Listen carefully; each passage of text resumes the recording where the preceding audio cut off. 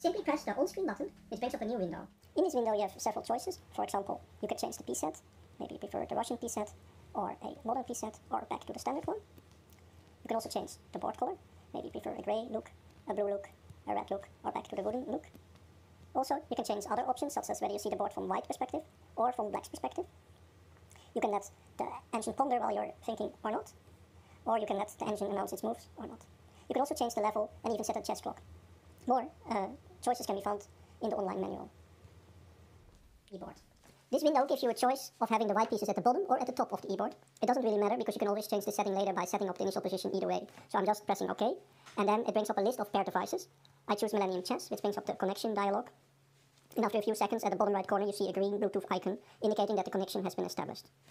And once it has been connected, the LEDs at the bottom corner indicate that white is playing from this side. To make a move, simply lift the piece, and the LEDs immediately show that the board is out of sync with the GUI, and place the piece at the destination square.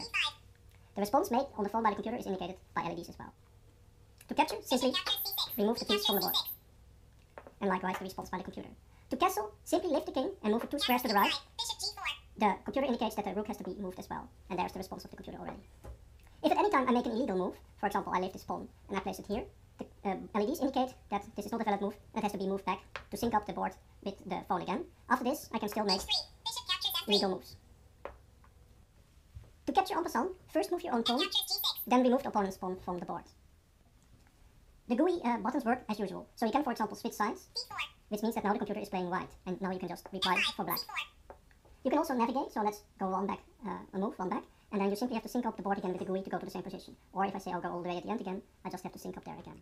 If at any time during the game you want to switch the orientation of the board and start a new game, you can simply set up the pieces the other way around. So I'm doing this right now, and the LEDs indicate that the game in progress is out of sync, but the moment the initial position is derived on the board, you see that it's reset, and now the LEDs blink on that side, showing that white is playing from that orientation on 4.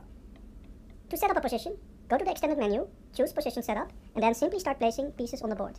And you see that the GUI and the e-board sync up as I place pieces on the board.